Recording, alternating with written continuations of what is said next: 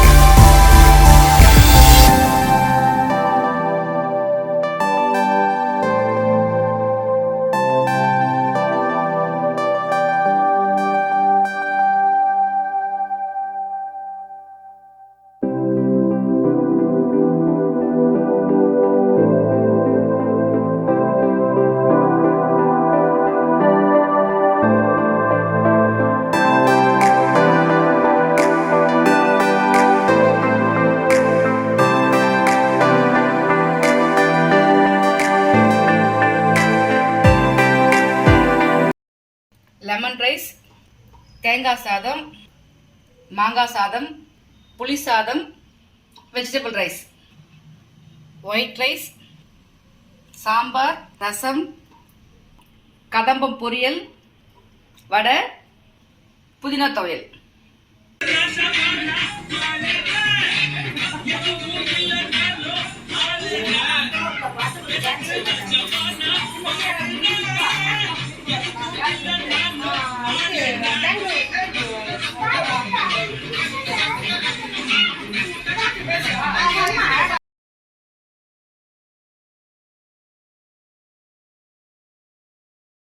Hi friends, இப்போ நான் வந்து என் மருமக வந்து பிரசவ வலிக்கு போகிறப்போ நாங்கள் எவ்வளோ டென்ஷனாக இருந்தோம் அதை பற்றி நான் சொல்ல போகிறேன். ஆக்சுவலி வந்து ஜூலை 30 3வது வெள்ளிக்கிழமை நாங்கள் அன்றைக்கி வந்து காலையிலேயே சமைச்சிட்டு புத்துக்கு பால் ஊற்றலாம் அப்படின்னு காலையிலே எல்லாம் ப்ரிப்பேர் பண்ணி புத்துக்கெல்லாம் பால் ஊற்றிட்டோம். இதில் என்ன விஷயம்னா, ஒரு 10 days பிஃபோர் டாக்டர் வந்து செக்கப் போயிருந்தோம். டாக்டர் என்ன சொல்லிட்டாங்கன்னா, குழந்தை சுத்தமாக டேர்ன் ஆகவே இல்லை. இவ வந்து ஃபஸ்ட்டு வயிற்றில் நெந்தாண்டிலேருந்து பிறக்கிற அடுத்த நிமிஷம் குழந்தை பிறக்க போகுது, அது வரைக்கும் வாந்தி எடுத்துகிட்டே இருந்தான். எங்களுக்கு அதே ஃபுல் வீக்கு அவள் எதுவுமே நாங்கள் கேர் பண்ணலைன்னா அவளை எதுவுமே நாங்கள் டிஸ்டர்ப் பண்ணல. சரி விட்டுடலாம், எதுவும் வேலை செய்ய மாட்டா, விட்டுடலாம்னு சொல்லிட்டு விட்டுட்டோம். ஆனால் டாக்டர் சொல்லிட்டாங்க இவருக்கு சுத்தமாக குழந்தை டேர்ன் ஆகவே இல்லை, இவ இப்போ வந்து எக்ஸசைஸ் பண்ணாதான் கொஞ்சம் ஆக்டிவாக இருந்தால் தான் குழந்தை நார்மல் இல்லை, ஆப்ரேஷன் தான் பண்ணி ஆகணும்னு சொல்லிட்டாங்க. எங்களுக்கு ரொம்ப பயமாயிடுச்சு, என்னடா இது இவ்வளோ வீக்காக இருக்கா, இது ஆப்ரேஷன் தான் ரொம்ப கஷ்டமாச்சு. இப்போ ஆப்ரேஷன் ரொம்ப சகஜமான விஷயம் தான், இருந்தால் அதை லைஃப் லாங் கஷ்டப்படணும். இப்போ நார்மல் டெலிவரி ஈஸி ஆகிடும் நாங்கள் ரொம்ப ஃபீல் பண்ணோம். சரி 1 week நீ கம்பல்சரி நடந்து தான் ஆகணும் அப்படின்ட்டு நானும் எங்கள் அம்மா இவங்க டெய்லி ஒரு 3 kilometers டெய்லி கூப்பிட்டு போவோம். 1 week அவள் கஷ்டப்பட கட்டுறது அந்த 1 week மட்டும்தாங்க. காலையில் 9 மணிக்கு எழுந்துப்பா நைட் வரைக்கும். ஆனால் பட் ரொம்ப வாந்தி எடுத்தா, எதுவுமே வயிற்றில் நிற்காது. நாங்களும் எவ்வளவோ என்னென்னமோ ட்ரை பண்ணிட்டோம். வீக்லி ஒன்ஸ் ட்ரிப்ஸ் ஏற்றி தான் அந்த வயிற்றில் அவள் குழந்தைய வளர்த்தா. அந்த ட்ரிப்ஸ் தான் குழந்தைய வளர்ந்தது. அந்தளவுக்கு ரொம்ப கஷ்டப்பட்டா. நாங்கள் எங்கள் வீட்டில் எங்கள் ஃபேமிலி இது மாதிரி நாங்கள் எதுவும் பார்த்ததே இல்லை. ஏதோ 3 months ஒரு 2 வாரம் வாந்தி இருப்பாங்க, அவ்வளோதான். ஆனால் இது மாதிரி வாந்தி இப்போ தான் ஃபஸ்ட்டு எங்களுக்கு இது ஒரு பெரிய ஷாக்கான விஷயம். இது மாதிரி எங்களுக்கு தெரியவும் தெரியல. சரி என்ன பண்ணுறது, எங்களால் முடிஞ்ச வைத்தியம் எங்கள் அம்மா என் கூட இருக்கிறதால எல்லாம் பண்ணாங்க, அது எதுவுமே யூஸ் ஆகலை. சரி ட்ரிப்ஸ்லேயே அது குழந்தை வளர்ந்தது. லாஸ்ட் 1 week வந்து ரொம்ப பயந்துட்டோம். சரி ஓகே நீ வாக்கிங் வந்தே ஆகணும் அப்படின்னு நானும் எங்கள் அம்மா இவளை டெய்லி கூப்பிட்டு ஒரு 3-4 kilometers நடப்போம். அப்புறம் வீட்டுக்கு வந்தோன்னு எக்ஸசைஸ் பண்ண சொல்லுவோம், எக்ஸசைஸ் பண்ணுவோம். அது 1 week தான் அவள் கஷ்டப்பட்டதே. சரி இன்னைக்கு ஜூலை 30th டேட் வந்து August 7 கொடுத்துருக்காங்க. சரி இன்னும் 10 days இருக்குது அப்படின்ட்டு நாங்கள் கொஞ்சம் கேர்லெஸ். பட் 10 days எப்படியாச்சும் நல்லா ஆக்டிவாக பண்ணிடணும் வந்துட்டு டெய்லி வாக்கிங்கு எக்ஸசைஸ்லாம் பண்ண ஆரம்பித்தோம். சரி அன்னைக்கு புத்துக்கு பால் ஊற்றுறது, அது அந்த வீட்டில் சாமி ஆடி மாதன்றதால அந்த இது செஞ்சோம். அன்றைக்கி ரொம்ப சீக்கிரம் தூங்கினோம். ரொம்ப சீக்கிரம் சொல்லிட்டு நான் எழுப்பாதப்பா நான் சீக்கிரம் தூங்க போகிறேன் அப்படின்ற நைட்டி போட்டுட்டேன், நல்லா பாலை குடிச்சிட்டேன், எல்லாம் படுத்துட்டேன். அப்போ தான் ரைஸ் அம்மான்னு கூப்பிட்டா. என்னம்மா அப்படின்னு, ஏதோ லைட்டாக சிம்டம்ஸ் இருக்குமா எனக்கு அப்படின்னா. ஐயோ இது என்னடா இது கஷ்டம். அம்மா அதெல்லாம் ஒன்றும் இல்லைம்மா, உனக்கு வலி இல்லைல்ல, வலிக்குதானா வலி இல்லைம்மா. சரி அப்புறம் எங்கள் அம்மா கூப்பிட்டு எங்கள் அம்மா புரிஞ்சிட்டாங்க, ஓ இவளுக்கு ஏதோ ஸ்டார்ட் ஆகிடுச்சு சொல்லிட்டு அம்மா உடனே கீழே இறங்கி வந்துட்டாங்க. சரி கஷாயம் போட்டு கொடுத்தோம். என்ன கஷாயம்னா சோம்பு, வெந்தயம், பனவெல்லம், முருங்கை காம்பு, இது 4 போட்டு நல்லா இடித்து நல்லா கொதிக்க வச்சு அதை ஒரு டம்ளர் கொடுத்தோம். அப்பயும் அவளுக்கு சிம்டம்ஸ் அதிகமாகிடுச்சு. பட் பெயின் சுத்தமாக இல்லைங்க. இதுதான் அவளோட காட்ஸ் கிஃப்ட்டு. சுத்தமாக பெயினே இல்லை. சரி போயிடலாம். எங்கள் ஹஸ்பண்ட் நான் ஃபோன் பண்ணேன், அவர் இன்னும் ஹாஸ்பிட்டலில் அவர் மாதூர் பிஹெச்சில் ஒர்க் பண்ணுறாரு. ஸோ அவர்கிட்ட ஃபோன் பண்ணாமல் இவருக்கு ஏதோ சிம்டம்ஸ் ஸ்டார்ட் ஆகிடுச்சு. ஆனால் டாக்டர் மேடம் ஃபோன் பண்ணாங்க. சரி நீங்கள் கிளம்பி வந்துடுங்க ஹாஸ்பிட்டலுக்குன்னு சொன்னாங்க. சரி வெளியே போனால் காரில் வந்து எங்கள் காரு குறுக்க ஏதோ ஒரு கார் நிற்க வச்சுட்டு அவங்க லாக் பண்ணிட்டு அவங்க போயிட்டுருக்காங்க. எங்கள் கார் வெளியவே எடுக்க முடியாது. அந்த ஒரு சுச்சுவேஷன். என்ன பண்ணுறது யாருமே தெரியாது. எங்கள் காருக்கு குறுக்க ஃப்ரண்ட்டில் கார் நிற்க வச்சுருக்காங்க, யாருன்னு தெரியல, கார் எடுக்க முடியல. சரி என்ன பண்ணுறது அப்படின்னு வச்சுட்டு என் ஃப்ரெண்டுக்கு ஃபோன் பண்ணேன். என் ஃப்ரெண்டுக்கு ஜெகதீஷ், எங்கள் ஃப்ரெண்டு, அவங்க ஃபோன் பண்ணால் அவர் உடனே கார் எடுத்துகிட்டு வந்துட்டார். அப்புறம் கார் எடுத்துகிட்டு ஹாஸ்பிட்டலுக்கு போயிட்டோம். இவளுக்கு வந்து ஃபுல் அப்பயும் ஒரு துளி வலி கிடையாது. டாக்டர் என்ன ஒன்று வலிக்குதா இல்லைம்மா, வலிக்குதா இல்லை. சரி அவங்க இன்ஜெக்ஷன் செப்டிக் இன்ஜெக்ஷன்லாம் போட்டாங்க. நல்லா தூங்குறா. பட் வலி சுத்தமாக இல்லை. லீக் ஆக ஆரம்பிச்சு, பனிக்குழம்பு உடஞ்சிருச்சு. பட் அவர் சுத்தமாக பெயின் கிடையாது. சுத்தமாக பெயின் கிடையாது. அப்புறம் டாக்டர்ஸ் எல்லாம் பயந்துட்டாங்க, நர்ஸ் எல்லாம் பயந்துட்டாங்க, இல்லைங்க இது வந்து பனிக்கூட நீர் மொத்தம் வெளியே வந்துருச்சு, நீங்கள் பெரிய ஹாஸ்பிட்டல் போய் தான் ஆகணும். அப்பயும் உங்களுக்கு வழியில் ரொம்ப கூலாக இருக்கிறா. எனக்கு தான் ஐயோ இல்லாத கடவுளெல்லாம் வேண்டுறேன், ஐயோ என்ன பண்ணுறது அப்படின்னு ஒரு பயம். அப்புறம் என் பையனுக்கு ஃபோன் பண்ண, அவனும் வந்துட்டான், 1 மணிக்கெலாம் அவன் வந்துட்டான். அப்புறம் எங்கள் ஹஸ்பண்ட், நான், இவன் 4 பேரும் ஆம்புலன்ஸு பெரிய ஹாஸ்பிட்டலுக்கு போயாச்சு. ஒரு 4:30 கிளம்பிட்டோம் இங்கேருந்து. 4:30 போயிட்டு 5:30 ரீச் ஆகிட்டோம். போனோன்னு அங்கே ஸ்கேன் பண்ணாங்க. ஸ்கேன் பண்ணி லேபர் பெயின் தான். அவங்களுக்கு அப்பயும் பெயின் வரவே இல்லை. சரி நீ போய் பெட்டில் படுமான்னு சொன்னாங்க. ஆனால் எந்த இன்ஜெக்ஷன்லாம் எதுவுமே போடல. 5:30 லைட்டாக பெயின் ஸ்டார்ட் ஆச்சு. 5:30 பெயின் ஸ்டார்ட் ஆச்சு. நான் தான் கூடவே இருக்கேன். எனக்கு மனசுக்குள்ளே எத்தனை கடவுள், எல்லா கடவுளையும் வேண்டேன். எனக்கு ரொம்ப, ஆனால் அவள் கூலாக இருக்கா. அம்மா நீ எனக்கு அவள் ஆட்டமா, நீ பயப்படாதம்மா, டென்ஷன் ஆகாதம்மா, நீ தைரியமா இருமா. அவள் எனக்கு சொல்கிறான், எனக்கு கைக்கெல்லாம் ஒதுருது, ஐயோ இவன் என்ன இப்படி கூலாக இருக்காளே. பனி சுத்தமாக தண்ணி இல்லை, கொட்ட தண்ணி வெளியே வந்துச்சு. கொஞ்சம் கிரிட்டிக்கல் தான் டாக்டர் சொல்லியாச்சு. அதை அவங்க சொல்ல முடியாது. நான் எனக்கு பயம். இதில் ஒரு கூத்தினா வெளியேருந்து ஃபோன் மேலே ஃபோன், நான் ஃபோனுக்கு பதில் சொல்கிறதா இவளை பார்க்குறதா, அது ஒரு பக்கம் டென்ஷன். சரி அப்புறம் 6:30 நல்ல ஃபுல் பெயின் வந்துச்சு. ஒரு 45 மினிட்ஸ் தான் வழியே பட்டான். நல்ல ஃபுல் பெயின். நான் கூடவே தான் இருக்கேன். இதெல்லாம் எல்லாம் வீடியோ போடணும், எல்லாம் நான் சொல்கிறேன், எக்ஸ்பிளைன் பண்ணுறேன். Full pain. எனக்கு அப்பதான் வலின்னா அவளுக்கு அதான் அப்பா தெரிஞ்சுது. அம்மா இதெல்லாம் அம்மா நம்ம வேற ஹாஸ்பிட்டல் போகலாமா, இந்த டைம்ல வேற ஹாஸ்பிட்டல் போக முடியுமா, இந்த ஹாஸ்பிட்டல் இந்த வலி எங்கே போனாலும் இருக்குமா அவனுக்கு, இது 10 தான் ஆகணும் அப்படின்னு நான் தான் ஃபுல்லாக அவளை ஹக் பண்ணிட்டு கட்டி பிடிச்சிக்கிட்டு அவளுக்கு ஆறுதல் சொல்லிட்டு பக்கத்துலேயே இருந்தேன் நான். ஓகே ஒரு கரெக்டாக சரி ஓகே ஒரு ஃபுல் பெயின். அவளுக்கு நம்பிக்கை வரலாமா, நிஜமா இந்த பெயின் நாங்கள்லாம் நினச்சோம் ஒரு ஃபர்ஸ்ட் டெலிவரி ஒரு 2 டேஸ் அப்படிலாம் வலி வரும் அப்படின்னு நான் சொல்லிட்டு இருந்தாங்க. பட் அவளுக்கு ஒரு 45 மினிட்ஸ் ஒரு ஃபுல் பெயினே. அவளுக்கு அவளோட வலிமல் நம்பிக்கை இல்லை. அம்மா நிஜமா எனக்கு இந்த வலி தானா அப்படின்ற மாதிரி கேட்க ஆரம்பிச்சிட்டா. ஆமாம்மா எல்லா வலியும் உனக்கு வந்துடும், குழந்தை பிறக்க ஆரம்பிச்சிச்சு, தைரியமாக இரு. நான் அவளை ஃபுல் கேர் பண்ணிட்டு தைரியம் சொல்லிகிட்டே இருந்தேன். எனக்கு மனசுக்குள்ளே பயங்கர வலி, அந்த வலியை நான் அவட்ட காமிச்சிக்க முடியல. 7:43 அழகான எங்கள் வீட்டு மகாலட்சுமி பிறந்தாங்க. இவளுக்கும் நார்மல் டெலிவரி, எந்த ஒரு கஷ்டமும் இல்லை, ரொம்ப ஈஸியாக குழந்தை பிறந்துச்சு. அவள் சொன்ன மாதிரி போனவுடனே நாங்கள் குழந்தை எடுத்துகிட்டு வந்துட்டோம். அதே கடவுளோட கிருபையில ரொம்ப அழகாக ரொம்ப ஈஸியாக அழகான ஒரு பெண் குழந்தை பிறந்துச்சு.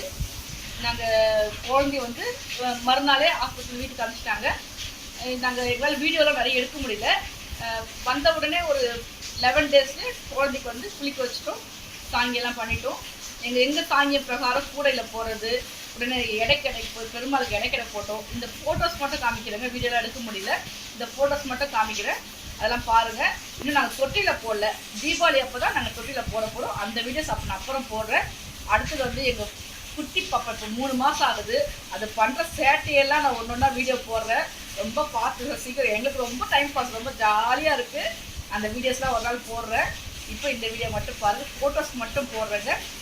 என்னோடய வீடியோவை ஃபுல்லாக ஸ்கிப் பண்ணாமல் பாருங்கள். இந்த 3 வீடியோவை ஒன்றா போட போகிறேன். என்னோடய வீடியோவை ஃபஸ்ட்டு பார்க்குறவங்களா இருந்தால் மறக்காமல் சப்ஸ்கிரைப் பண்ணுங்கள், பக்கத்துக்கு பெல் பட்டனை கிளிக் பண்ணுங்கள், லைக் பண்ணுங்கள், ஷேர் பண்ணுங்கள், கமெண்ட் பண்ணுங்கள். 80s மாமே 2K மருமகள்.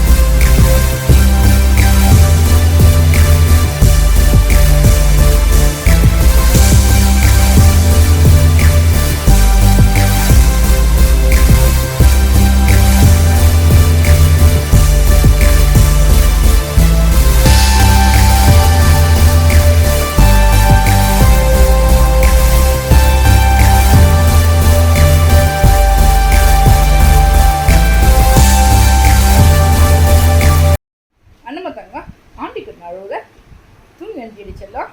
தூங்க எழுதியம்மா, பசிக்குதும்மா உனக்கு, அம்மா கூப்பிடலாம் படிச்சிடலாம். அம்மா எனக்கு பசிக்குதும்மா, பால் கொடுமா சொல்லிடுச்சலாம். சொல்லிச்சலாம்.